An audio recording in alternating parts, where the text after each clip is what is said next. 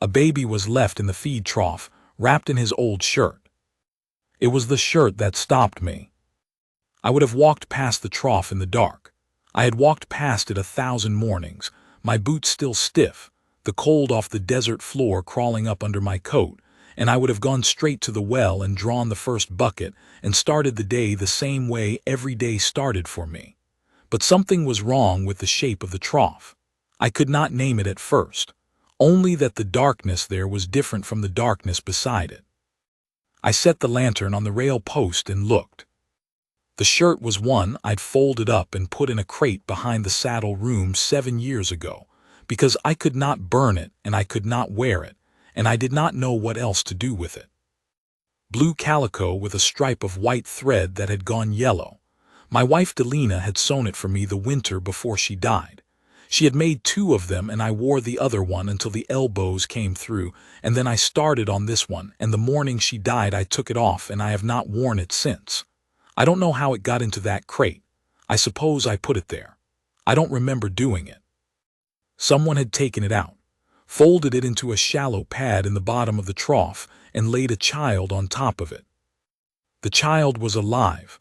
I could see that, the chest moving, the jaw working a little, the lips pulling at nothing. My first thought, God forgive me, was that I needed to get back in the house and bar the door and let someone else handle this. I was 62 years old. I was alone. I had 70 acres of exhausted hardpan and 40 head of cattle that weren't going to make it through another bad summer, and a roof that was rotting at the east corner, and I had enough. I did not have room for someone else's trouble. I thought all of that in about 1 second. Then I reached down and picked the child up. It was a boy. He was very new, a few days at most, small enough that my 2 hands nearly circled him. He smelled the way new things smell, something raw and clean underneath the cold. He did not cry when I lifted him. He made a sound, one short sound, and then he was quiet, and I stood there in the dark holding him, and I did not know what I was going to do next. I am Nakai. That is what my mother called me when I was small before the school. The school gave me the name Thomas Crane. Thomas Crane is what the government papers say. The men I scouted with called me Crane. My wife called me Nakai when she was being serious and Tommy when she was not, which was most of the time. I am Chiricahua Apache, the son of a warrior who is dead, the husband of a woman who is dead, the father of a son who died at 4 of a fever that I could not break no matter what I did. I am alone on this piece of land because I was given it when my scouting was done, and I did not know what else to do, so I stayed. I should say something about the scouting, because it matters to what came later, and because people who were not there do not understand what it was. I scouted for the Army for 11 years. I did it because I was good at reading country and good at keeping men alive in country they did not understand, and because after the wars were over and the land was parceled up and the old way of living was done, scouting was one of the things a man with my particular knowledge could do to keep eating. I am not ashamed of it and I am not proud of it. It was what it was. I knew the land the way you know a person you have lived with a long time. The smell of certain canyons in different seasons. The way the desert breathes at night, where water hides and where it doesn't, and how to tell the difference. The officers I worked under, most of them, respected what I knew without understanding it, which is a particular kind of respect that is not quite respect, but is the closest some men can get to it. A few of them were better than that. Most of them were not.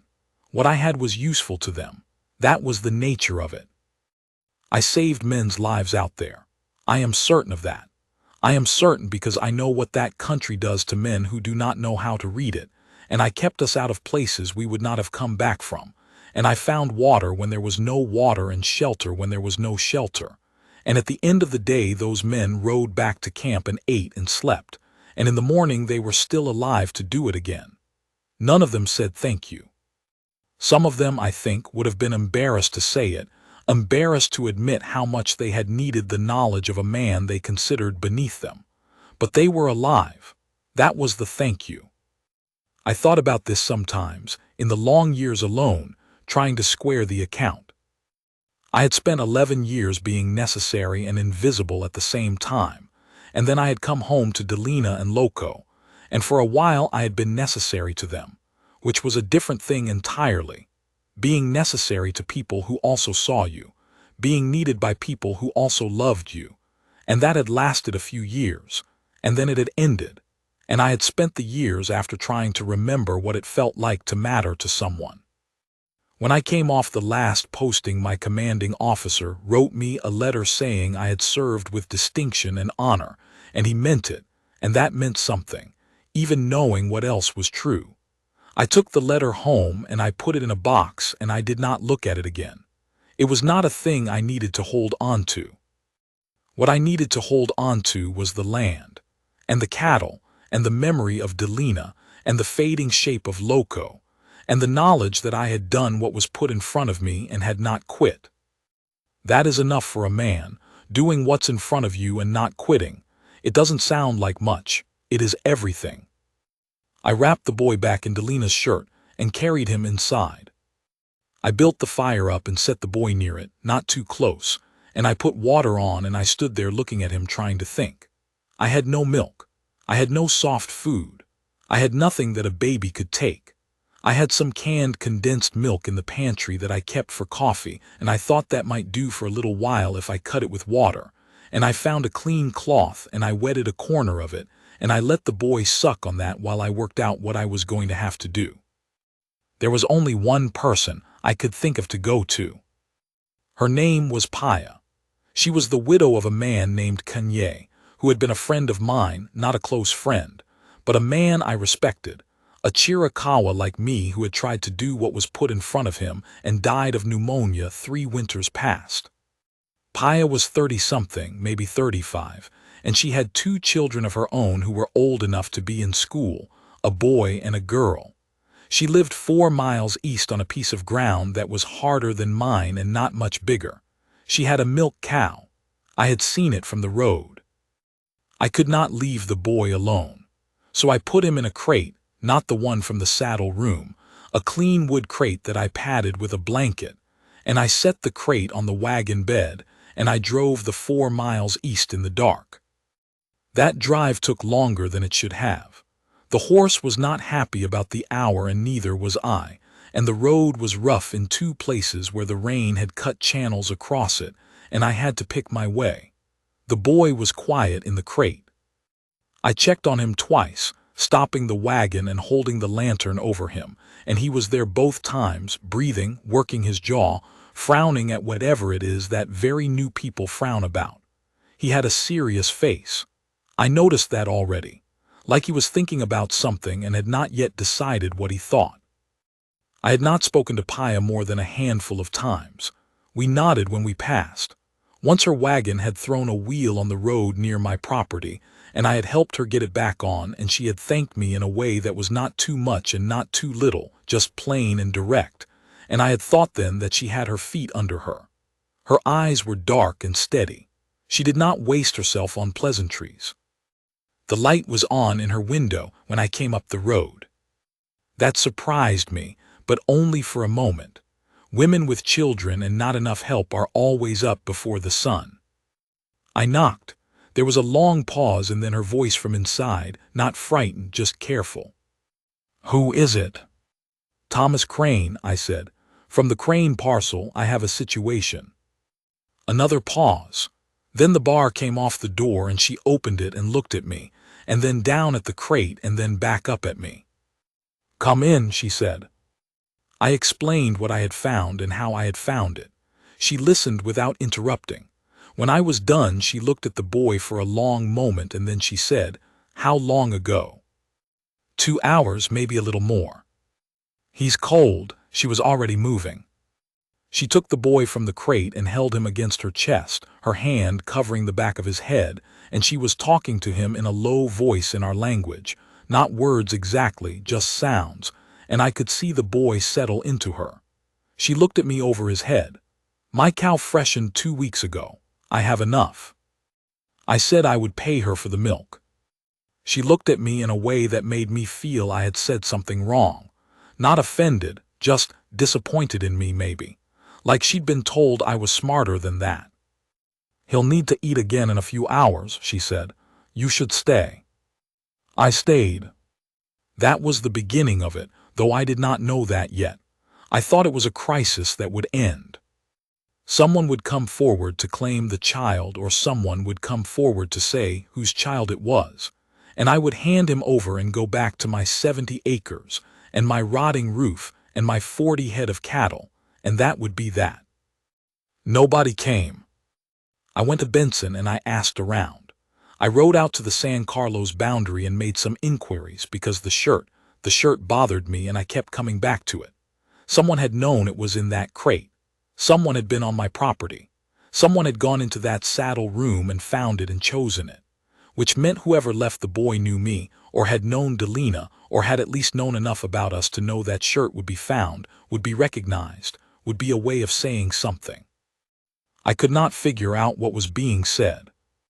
I spent a week on it and then I stopped trying, because in the meantime Paya was coming by every morning and every evening to feed the boy, and after the third day she started just staying. Her children were at school. She would come with whatever she was working on mending, usually, or a piece of leather she was finishing, and she would sit at my table and work while the boy slept, and when he woke she would feed him and hold him a while and put him back. I did not tell her to stop coming. I did not particularly want her to. The boy grew. He was strong, which surprised me. New things that come into the world under hard circumstances sometimes do not last, but this one was determined.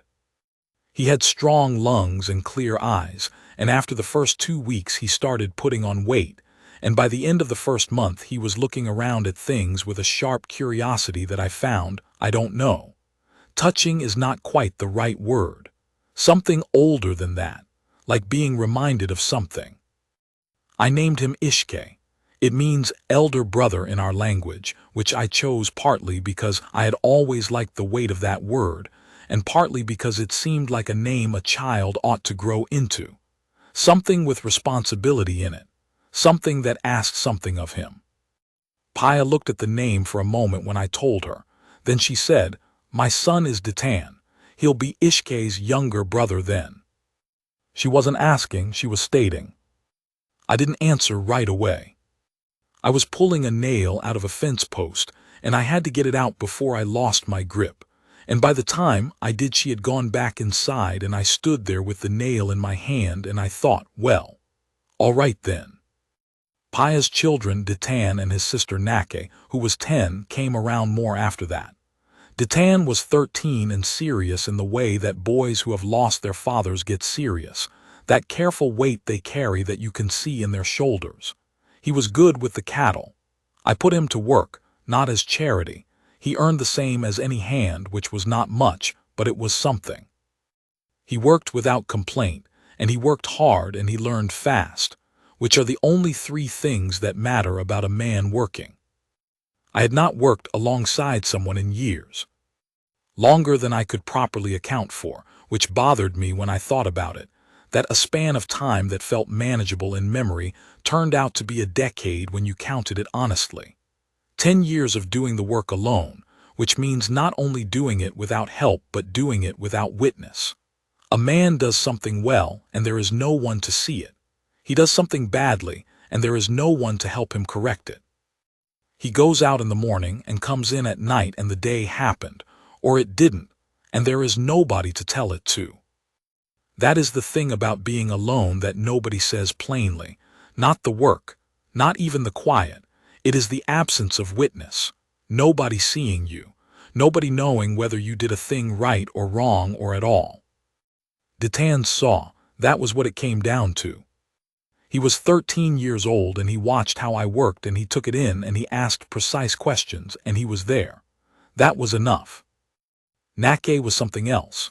She was 10 years old and already had an opinion about everything and was not shy about sharing it.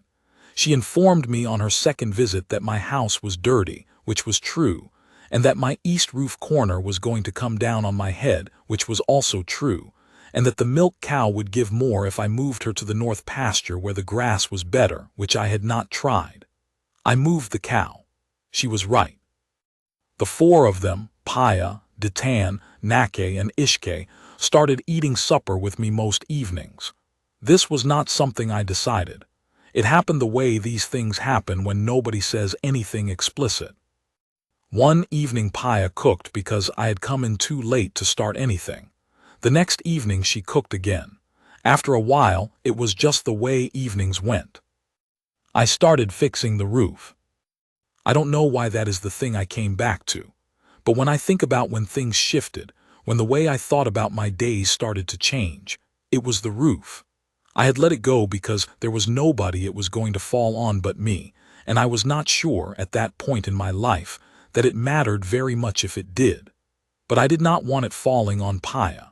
I did not want Nake sitting at my table with plaster dust in her hair. I did not want Datan sleeping in the back room. He had started staying some nights when the work ran late, with the chance of a beam coming down. So I got up on the roof and I fixed it. I was up there 3 days. On the second day, Datan came up and helped without being asked. On the third day, Paya handed things up to us from below, and once, when I was leaning too far to get at the bad corner, she said, not loud, just clearly, Crane. That was all, just my name.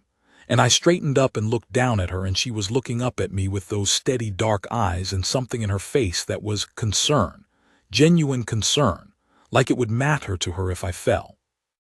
I had not been looked at like that in a long time.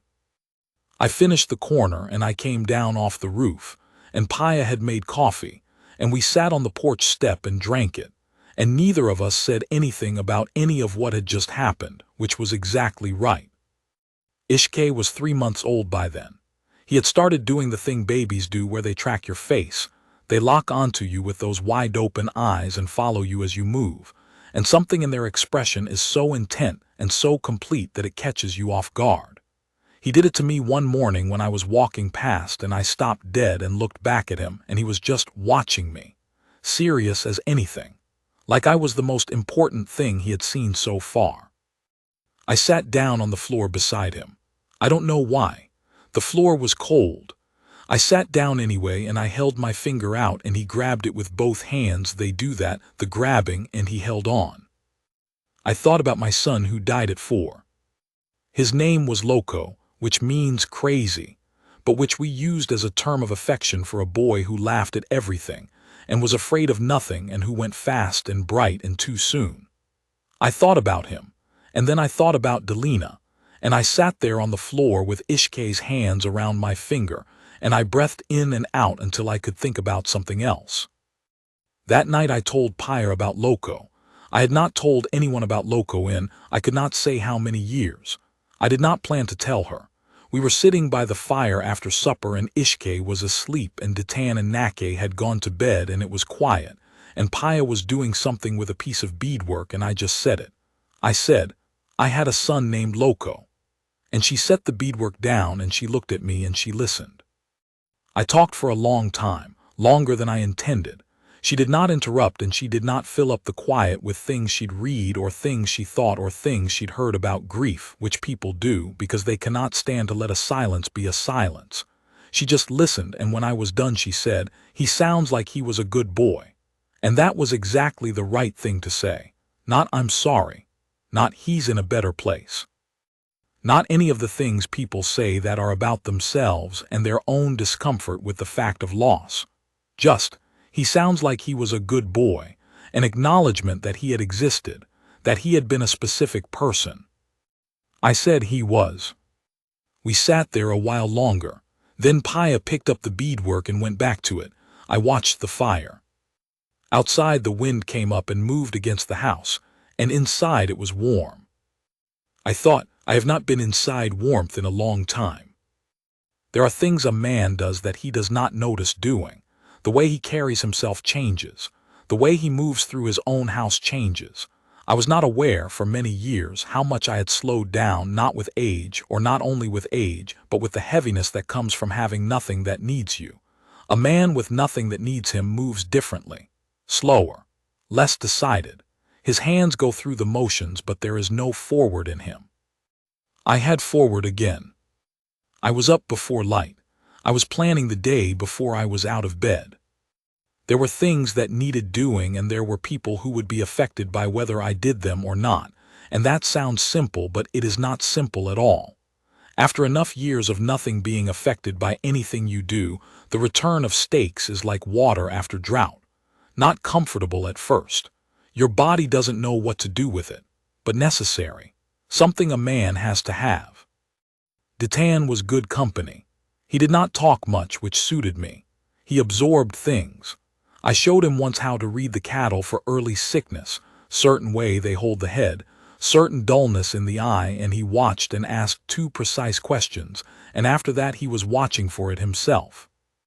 I showed him the water table trick my father had shown me, reading the ground in dry country for where the wet was hiding. He filed that away too.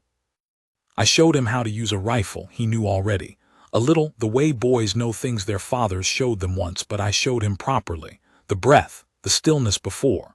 What you are doing when you hold still. You are becoming part of the place you're in, nothing separate, no gap between you and the shot. His father had probably tried to teach him this, and I was doing it again, not replacing what Kanye had started but picking it up where it had been set down. I thought about that. Whether that was a right thing to do. I decided it was. A boy needs the knowledge, and the knowledge doesn't become less true because the teacher changed. He was going to be a good man. He already was one in the ways that counted. I told him so one afternoon when we were mending fence. He looked at me for a moment in a way that made me think nobody had said that to him in a long time, or maybe ever.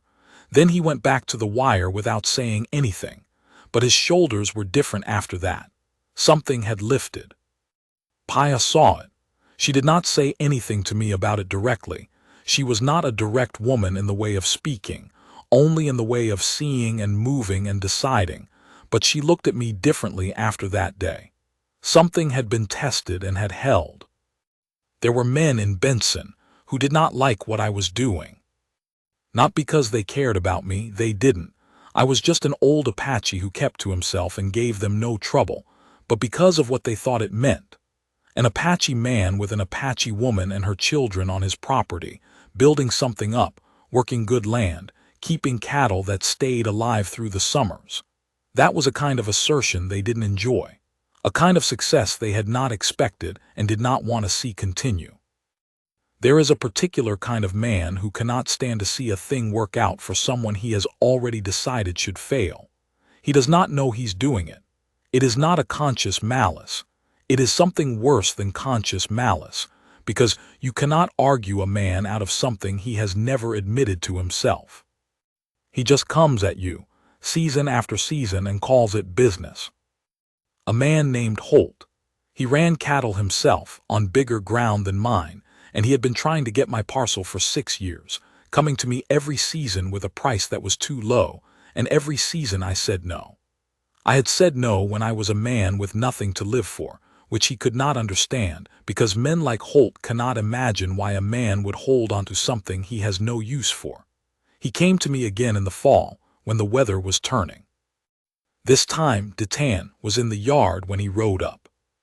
Holt looked at the boy and then at me, and I could see him thinking, reassessing. His price went down. He thought that somehow what I had, a boy, a woman, a baby, a household, made me weaker, more pressured, more likely to take what was offered.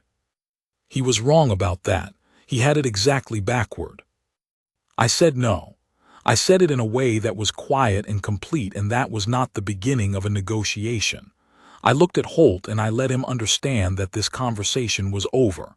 He started to say something and I said, no, again, and this time there was nothing in my voice except the no itself, just the fact of it. Holt rode out. Detan was watching from the fence. He did not say anything, but the way he looked at me, the way his chin lifted, just slightly, I understood what that meant. He had watched a man stand his ground and not move and not bend and not apologize for it. That is a thing a boy needs to see done by a man he respects. I thought about my own father, the way he stood, things he held. He had lost more than I had, everyone in his generation had, and he had stood through it.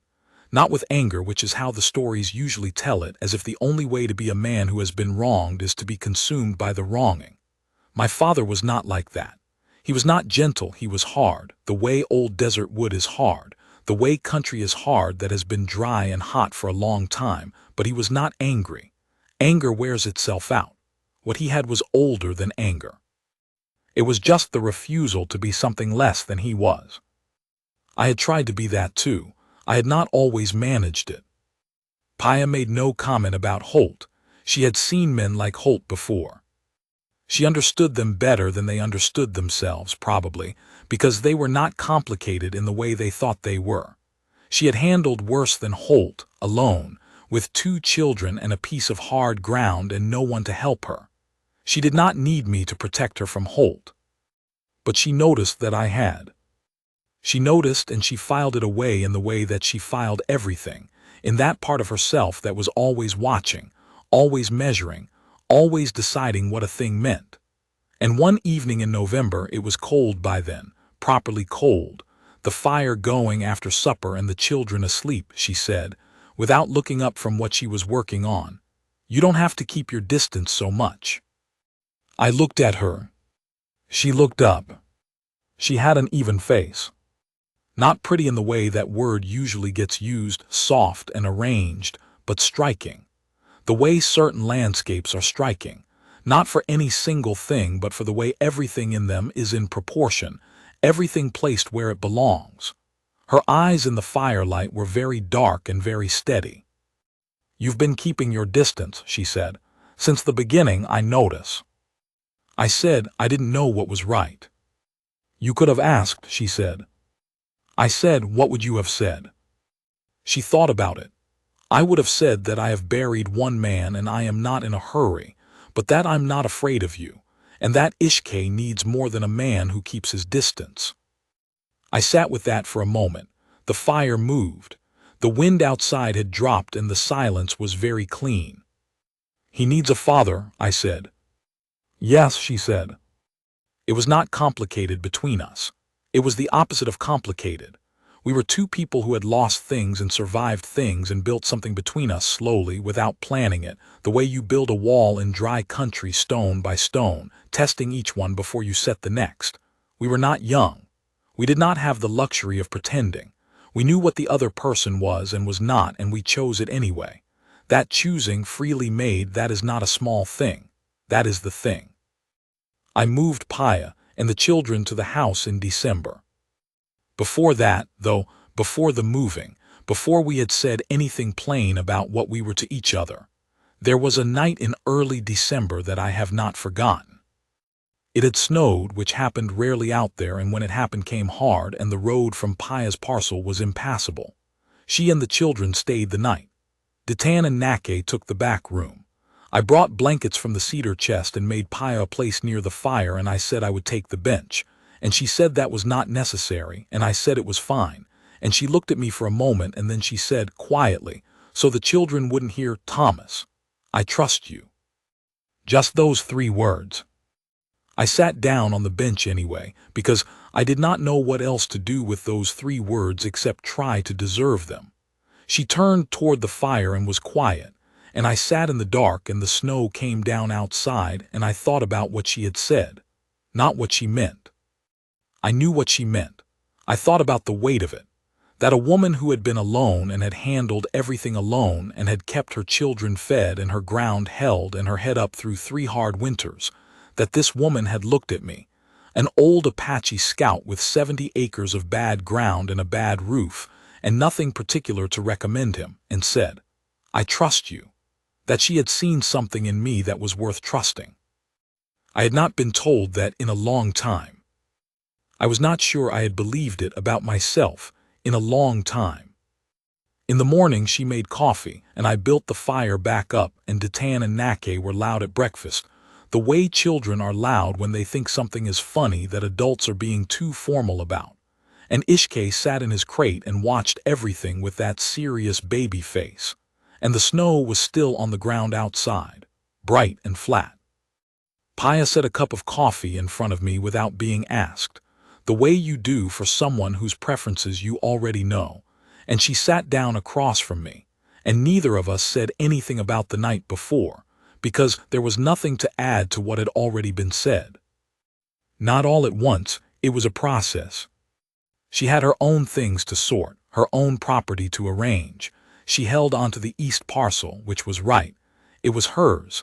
It had been Kanye's before it was hers, and she was not going to let it go just because her life was changing shape. That was one of the things I understood about her.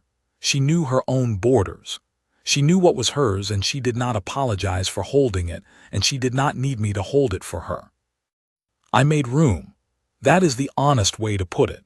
I cleared out the parts of the house that were still Delina's, carefully, properly, the way you should do that and not like you're erasing something, because you're not erasing something, you're making a place beside it, and I made room. Nake had opinions about where things should go. Of course she did. She had opinions about the dish arrangement, and the way the woodpile was stacked, and the fact that I had no curtains on the windows, which she found personally offensive for reasons she explained at some length. Detan and I put up curtains. They were plain muslin and they were not much, but Nake approved of them. That was a thing I had not thought about in years, making someone approve, having a standard to reach that was not just the minimum required to survive. Nake raised the standard on the curtains and I met it, and something about that small and domestic and not at all the kind of thing I would have said mattered stuck with me. It did matter. It was the whole shape of it. That you were doing things not just adequately but well, because somebody lived here who deserved it to be done well. Ishke pulled himself upright for the first time on a Thursday in January. He was holding the leg of the table and he hauled himself up and stood there, shaking with the effort, his face absolutely furious with concentration. Then he looked at me. I was the closest person and he found my eyes and he looked at me with an expression that was, I don't have the word for it, not triumph, not pride, more like announcement, like he was saying, look what I have done, look what I am. I said, good man. Nake screamed with delight from across the room, which startled Ishke so badly he sat down hard on the floor and looked betrayed. That evening, after the children were settled, I told Paya about the day my son Loco first walked. I had not thought of it in years and it came back to me complete and clear, the way he wobbled, the way he caught himself, the way he looked up at me and laughed. I told Paya and she listened the way she always listened, with her whole face, nothing held back from the listening. When I was done, she said, Loco would have liked Detan. And I thought about that, the two of them together, and I thought she was right. He would have. And Detan, she said, could have used a younger brother.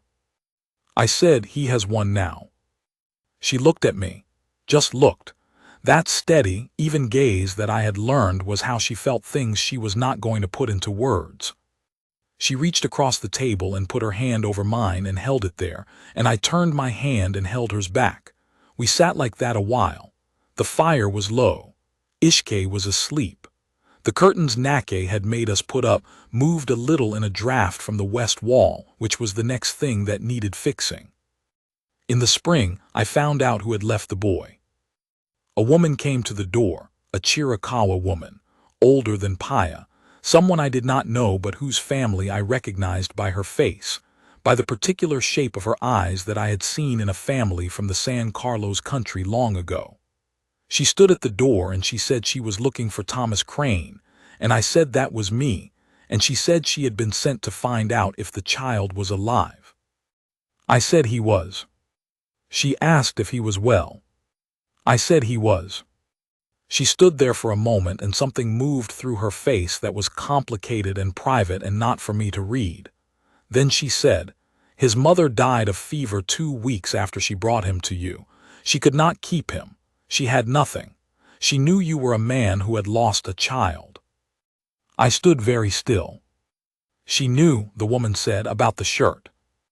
Delina had a sister. I had not known that.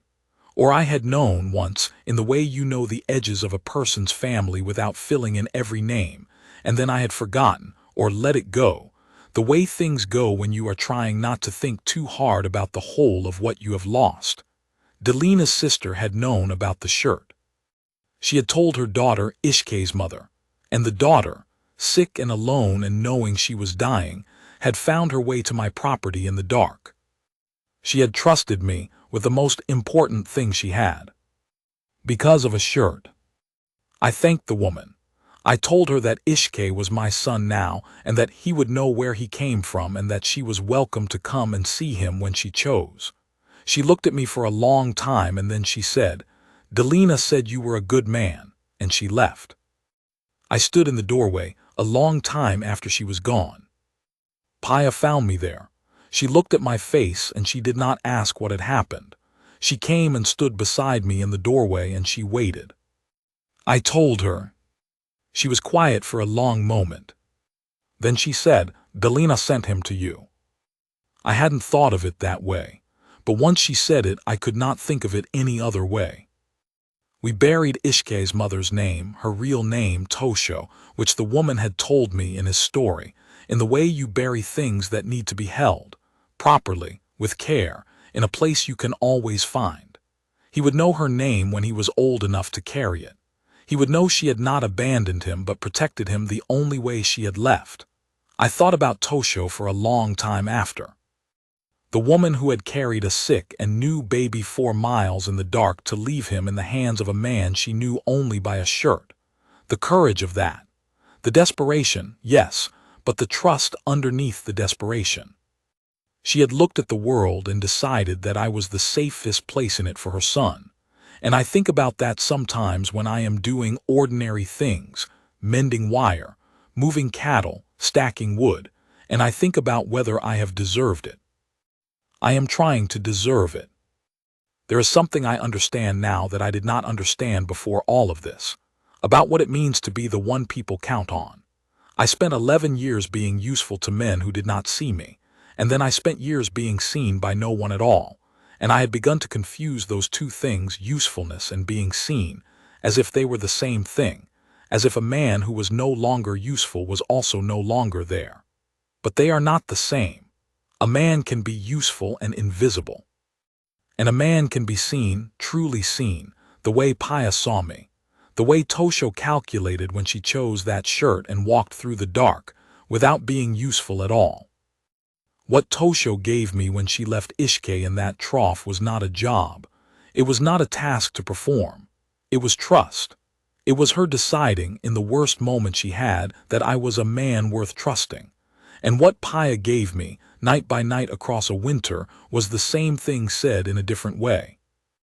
And what Datan gave me every morning when he came out before dawn to start the work was the same thing again, in a boy's language, which is the language of presence, of showing up, of saying with your body, "This is where I choose to be." I had not understood for a long time that being chosen was itself a thing of value, that it was not weakness to be needed, that the rock in the stream does not apologize for being what the water moves around. The summer was hard the way all summers in that country were hard, not enough water. The cattle lost weight. I lost 3 head in July, but I did not lose them all, and in August the rains came, late but real, soaking rains that sat in the ground for once, and things turned. I had help now. That is not a small thing either.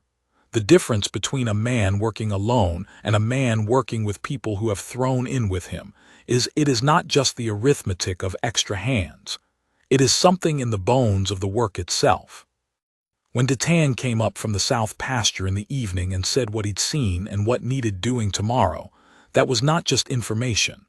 When Nake brought water out to us in the field, that was not just water. When Paya cooked supper and I came in from the day and the door opened and the light was there and the food was there and the voices were there, that was not just supper. I had not eaten a meal at my own table that tasted like something in a long time. It tasted like something now. Holt came back in September. He had a different price this time, higher, which told me he had reassessed again and finally understood that I was not desperate and was not going to be desperate and that he needed to come at me differently. I let him make the offer. I said no. He said the offer was generous, which it was. I said I knew it was. He waited for me to fill the silence and I did not fill it, and after a while he asked if there was a number that would do it.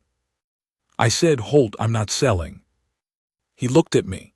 He looked at my house and the yard and the north pasture where Paya's cow was grazing and the curtained windows and the woodpile Datan and I had built up for winter. He looked at all of it, and whatever he had thought about me, whatever picture he had made in his head of what I was and what I had, I could see him adjusting it, revising. All right, he said. He said it without grace, but he said it, which was all that was required. He rode away and I watched him go, and then I went inside. Paya was feeding Ishke. He was 8 months old now, sitting up on his own, eating solid food from a spoon, regarding each new bite with deep suspicion before deciding to accept it. He was a serious baby. He had been a serious baby from the beginning, those watching eyes, that deliberate grip. He looked like someone who was taking notes. Paya looked up when I came in. Holt, she said. Gone, I said. She looked at my face and read whatever was in it, and then she went back to Ishke. I sat down across the table and I watched them for a minute. The boy on her knee, the spoon, the way she tilted the bowl. The light through the window, late afternoon, coming in sideways and warm. I said, Paya. She looked up. I want to marry you, I said, proper, whatever way you want.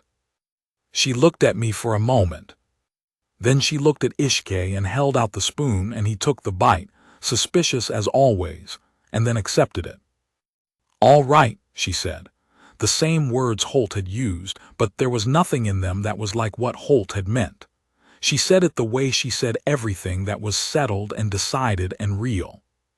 We were married in October in Benson, before a judge, because neither of us was a church person in the formal sense. And then we had a fire outside the house that evening, and Datan and Nake sat with us, and we ate, and it was quiet, and it was ours. Nake cried a little. She would deny this if you asked her. Datan did not cry, but he sat beside me, and at some point, late in the evening when the fire had burned down to coals, he put his arm across my shoulders the way men do who do not have another way to say the thing they mean. I put my hand on the back of his neck, the way my father used to do with me. We sat like that a minute. Then we both looked at the fire, and that was all that needed saying. I think about my father sometimes, what he would make of this life. He was a harder man than me in a harder time.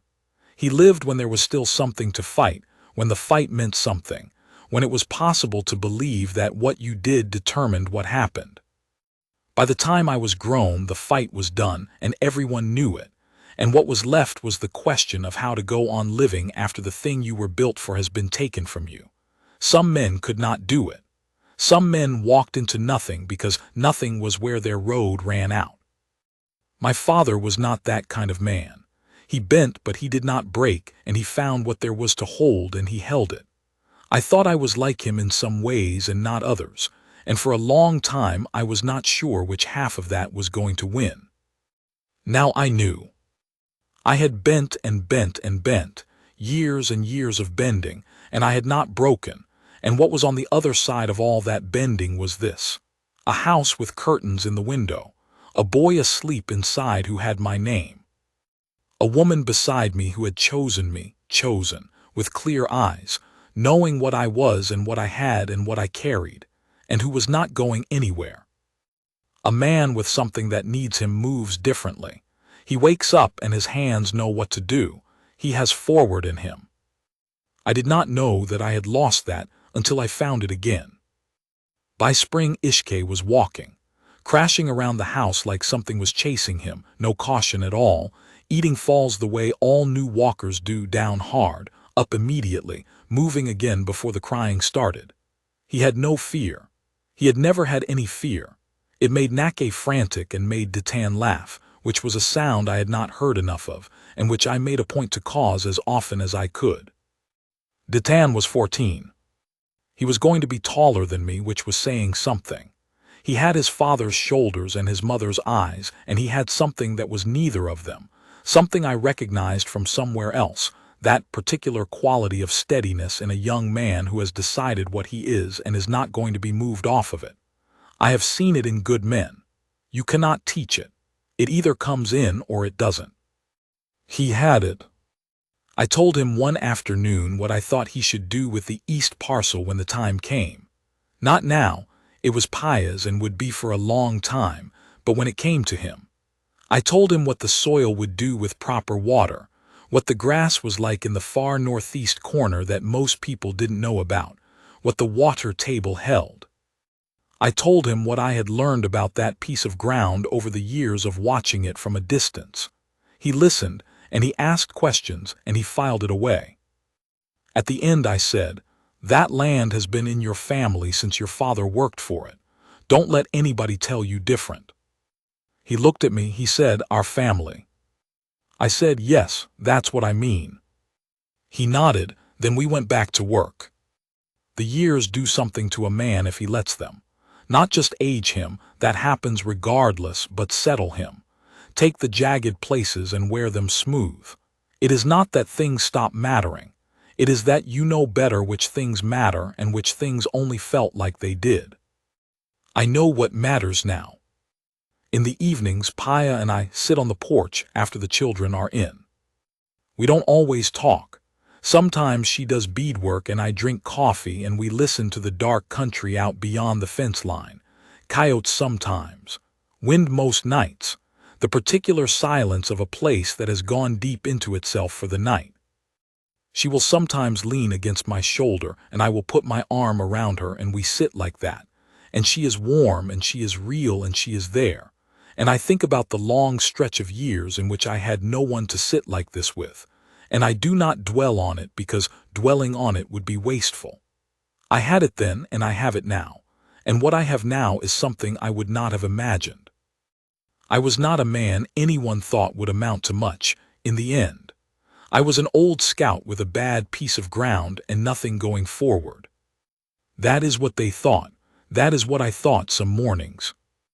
But then a woman left a baby in my feed trough wrapped in my dead wife's shirt.